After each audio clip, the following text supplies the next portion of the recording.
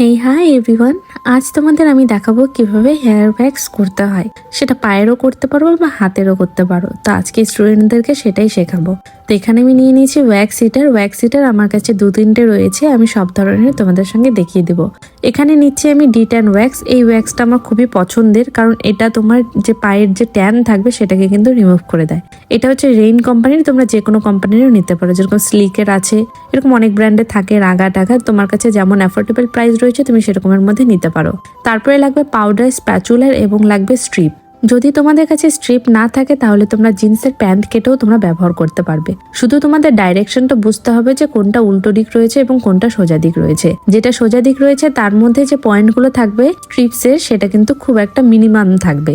আর যেটা হচ্ছে back side, সেটার মধ্যে যে পয়েন্টগুলো থাকবে মানে ফুটো ফুটো যে জিনিসটা, সেটা হচ্ছে আপ সাইড, মানে ওইটা উপর দিকে রাখতে হবে এবং যেটা প্লেন সাইড সেটা নিচের দিকে দিয়ে তারপরে তোমাকে ওয়্যাক্সটা তুলতে হবে। এরপর যখন তোমরা ওয়্যাক্স ক্রিমটা ব্যবহার করবে সেটাকে কি করতে হবে, তোমাদের কিন্তু গরম করে নিতে হবে। গরমেরও কিন্তু তোমাদের টেম্পারেচারটা দেখতে হবে যে কতটা হিট রয়েছে এবং কতটা হিটে তোমাদের দিতে হবে। যদি বেশি হিট হয়ে যায় তাহলে কিন্তু যে ওয়্যাক্স ক্রিমটা থাকবে সেটা কিন্তু একদম লিকুইডের মতো হয়ে যাবে। আর যখন তোমার সেটা ঠান্ডা হবে তখন কিন্তু একটু টেক্সচারটা একটু মোটা থাকবে, যার জন্য তোমরা যখন পায়ে সেটা লাগাবে সেটাতে কিন্তু জ্বলবে না। কিন্তু তোমরা যদি গরম দিয়ে দাও তাহলে কিন্তু জ্বলে যাবে। ফার্স্ট টাইম যদি কেউ ওয়্যাক্স করে তাহলে কিন্তু একটু র্যাশ উঠবে বা একটু চুলকাতে পারে। সেই জন্য তোমরা অ্যাস্টেনজেন্ট লোশন বা যে কোনো তোমরা অ্যালার্জির ওষুধ একটু খেয়ে নেবে, বা কোনো পায়ে কোনো ময়শ্চারাইজার এগুলো তো ব্যবহার করবেই। তারপর এখানে পাউডার আমি লাগিয়ে দিচ্ছি। লোমের ডাইরেকশনটা কিন্তু অবশ্যই তোমাদের চেক করে নিতে লাগবে যে লোমের ডাইরেকশনটা তোমাদের কোন দিকে রয়েছে।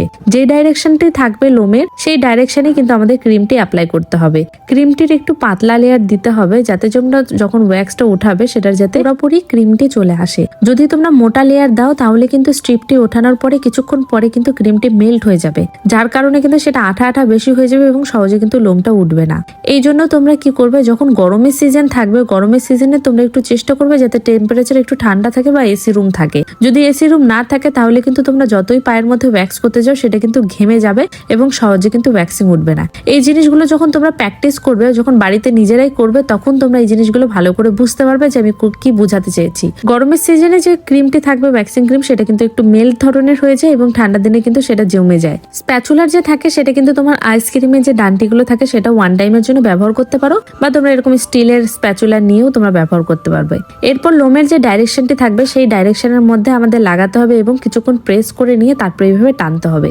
এরপরে তোমরা দেখতে পাবে যে লোমগুলো কত সুন্দর করে উঠে গেছে। তোমরা যদি এটা ব্যবহার করতে অসুবিধা হয় তাহলে ভিটের ওয়্যাক্স স্ট্রিপ রয়েছে, সেই ওয়্যাক্স স্ট্রিপ দিয়েও বাড়িতে নিজেরটা নিজে করতে পারো। কিন্তু যখন প্রফেশনাল কারো কাছে করবে সেই জিনিসটার একটা আলাদা রকম টান থাকে। যদি তোমরা নিউলি কখনো প্র্যাকটিস করো তাহলে কিন্তু হাতের যে টানটা থাকে সেটা বুঝতে পারবে না। তোমরা করতে করতে করতে করতে যখন অভ্যস্ত হয়ে যাবে তখন কিন্তু খুব ইজিলি উঠে যাবে। কিন্তু যখন তোমরা নতুন থাকবে, ডাইরেকশন যদি একটু হালকা করে তোমরা ক্রিমটিকে ওঠাও তাহলে কিন্তু সেখান থেকে লোমটা মানে লোমের জায়গাটা খুব ব্যথা করবে এবং ওখানে একটু ব্লাড জমে যেতে পারে।